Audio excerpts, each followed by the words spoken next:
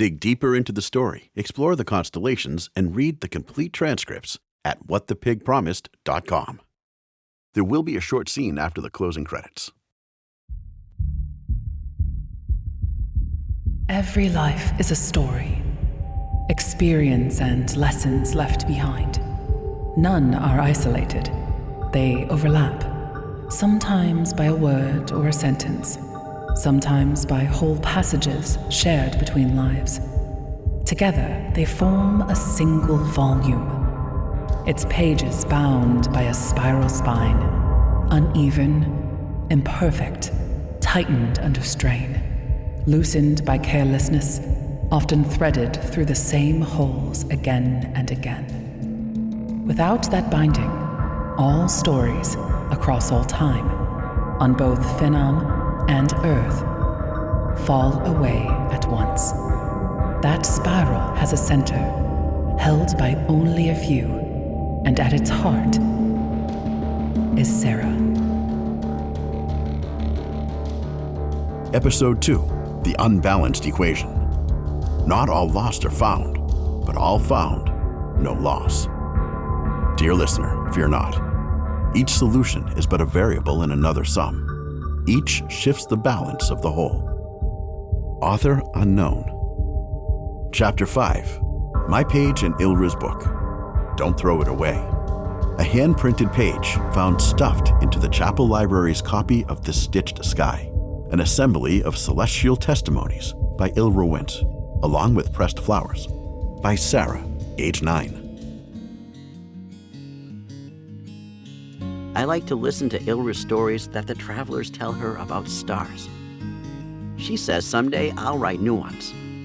I already have. The stories give me something to remember, because I don't have any memories from before I got here. People think I should be sad about that, but how can I be sad about something I don't remember? One story a traveler told is about a quiet house on a hill. I decided me and my family lived there. The story says that the father came home every night, night after night.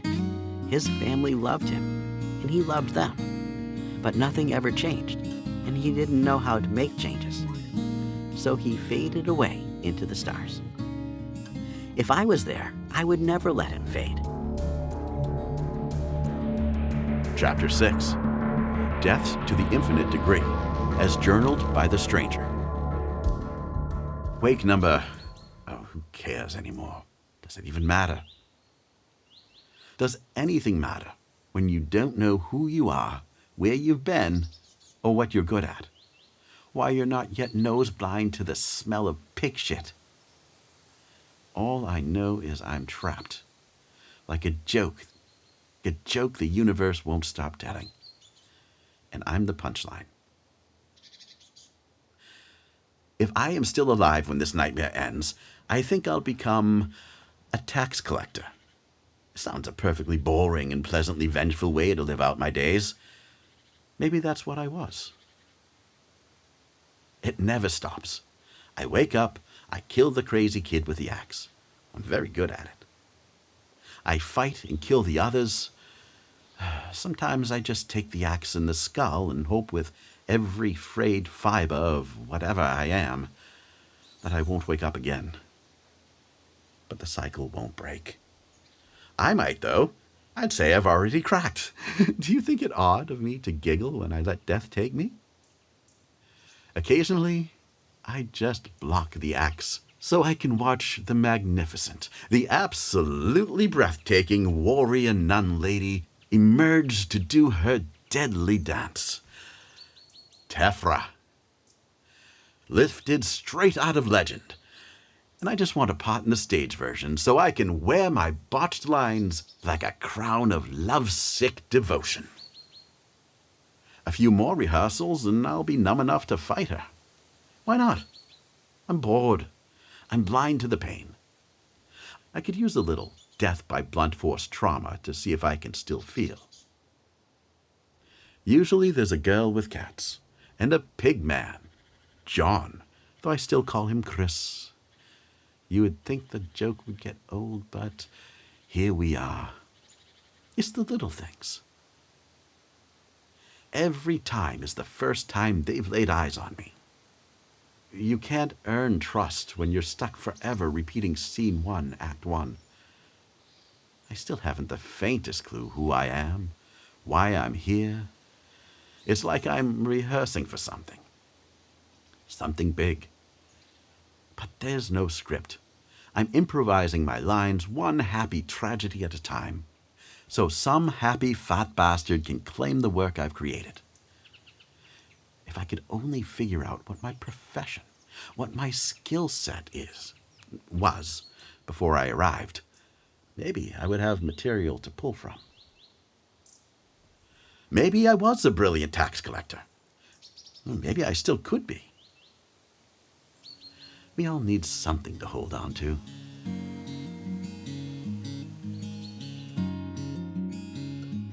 There is a group of 7 small stars that are very close together. The travelers call them the 7 children. They're mad at a man with a sword who made a bad mistake. I don't like that story. When I was smaller, I thought those 7 stars were my fluffy cat. Now I think my cat lives in a bigger part of the sky. The one some people say is a demon. That makes sense. She was probably a little demon, but she was mine and she was cute, and I'm sure I had one. I have 3 now. I don't think the 7 children are mad. I think they're singing. I think the man is my father, and he's teaching them a song he wrote for me. Chapter 7. The 7 Children. From the constellation records of the Archive of Divergence History, kept in the Miss Sara Doyle Cavern Libraries beneath Braylith University of Mathematics and Technomancy. Read by archivist Father Thed Crelay. Let ye be warned. The cries of the innocent will never fade. From the 4th Age revision of the Ash-Reckon Annals, Moon Eclipsed Eye, Fragment 3. Widely regarded as propaganda, the revision was commissioned by King Baal-Shak XVI to sway his people. Yet it was not power he sought, but the favor of his beloved. The old goat was not impressed. Still, a few unpoisoned truths remain. Editor's note. No record confirms whether the old goat was metaphorical or a literal goat, said by some to be not without beauty in her own way. The 7 children are 7 ghosts, each from a different noble race, destroyed by a single flaw in Valmir's resolve when he was tempted by Trudon, the snake of glory. For but a moment he wavered, and in that breath his mission was lost. They rise as one, slinging curses and venom like rotten fruit and filth. They mock him without end for the moment he faltered. They scream the names of those he failed to save.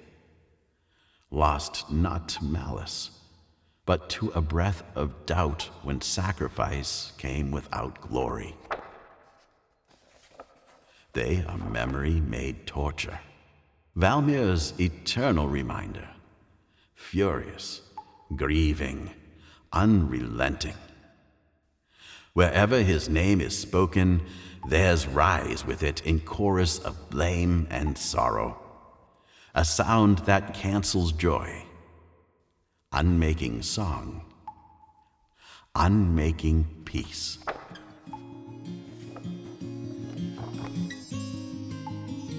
I'm still waiting to find the right stars to be my mother. I imagine she's as kind as Marine and as pretty as Sister Tefra, and that if they all met, they'd be friends right away. Ilra thinks that I will find a sky with real stars someday, and decide for myself which ones are my mother.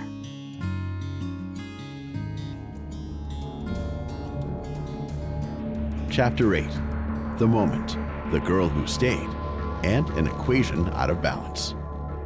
From the Stitched Chronicles of Gratch Hollow by Ilra Went.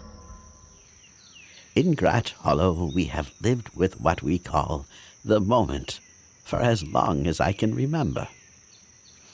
It comes precisely and predictably. Every 3 days, 4 hours, 42 minutes, and 3 seconds.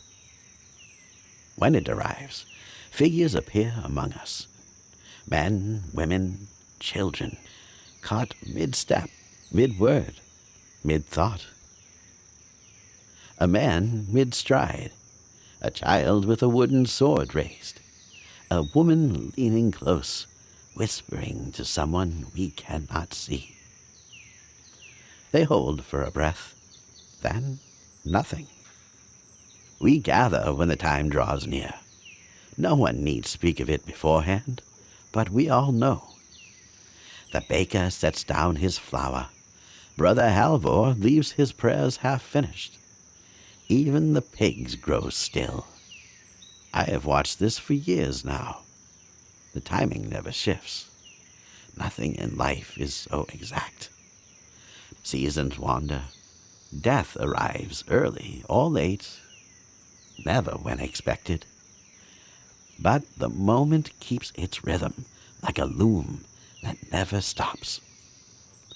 Each figure appearing as though part of a pattern, one stitch after another. Many believe they are souls passing from one life to the next. Perhaps. But way-station souls should not follow such precise timing. The dead do not keep schedules.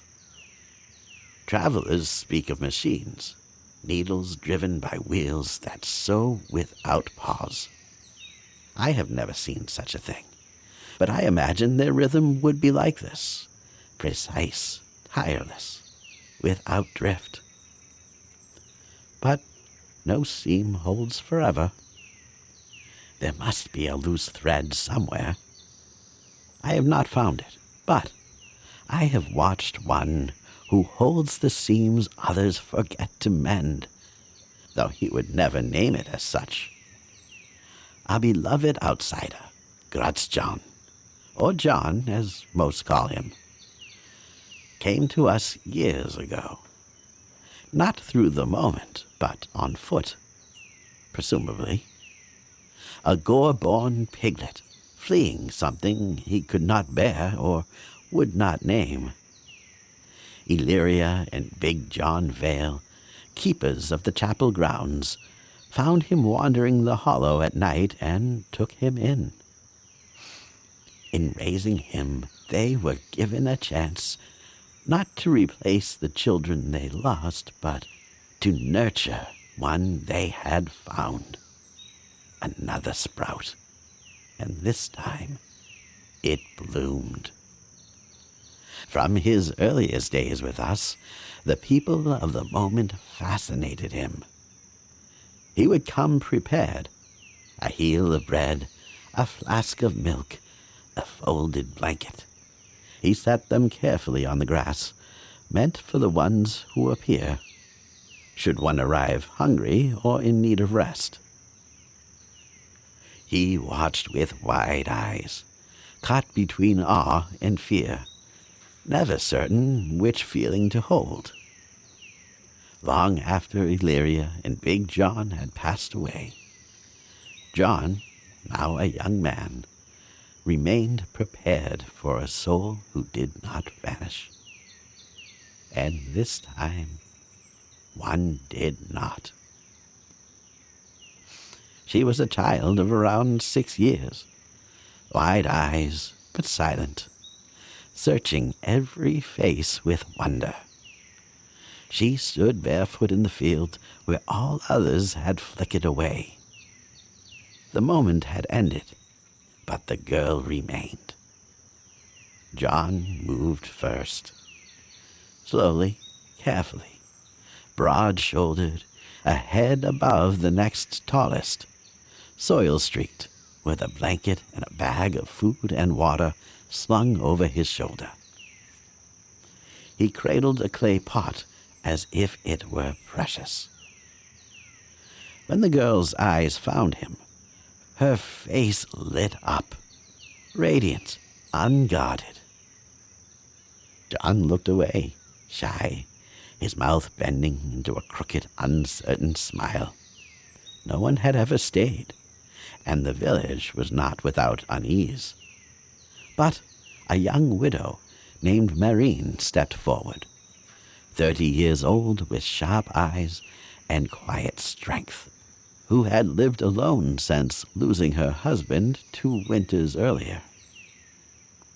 When she knelt and offered her hand, the girl took it as if it had always been hers to take. The bond between them formed quickly, deep and unbreakable, mother and daughter in all but name.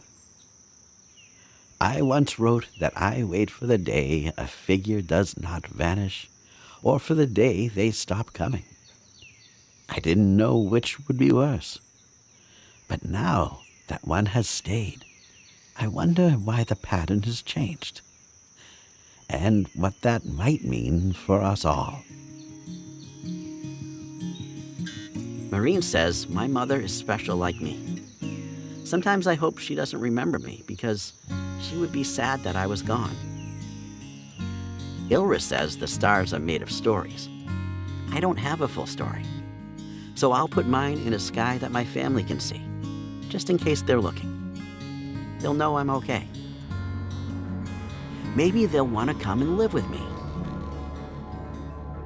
Featuring Shelley Fear as Sister Tefra. What the Pig Promised is written, performed, and produced by Shawn Fitzmaurice. VoiceOverNerd.com. Copyright 2025 to 2026, VoiceOver Nerd Productions Incorporated. All rights reserved. She found purpose in the loop. Failures corrected. Cycles perfected. Kingdoms and armies rose, fell, conquered, and were led by her holy calculus. Her equations bent time itself to her proof. She became closer to balancing the great equation. Every variable, a prayer. Every solution, salvation. She carved her greatness upon the constellation. Tansareth, the panther. Hunter, sovereign. Silent in the dark. And waiting. The filthy Swillborn equations, bent before her, made holy by Noctul's purity constant. Servant to the silence, prophet of Noctul, the nameless empress. Noctul remains. Remains.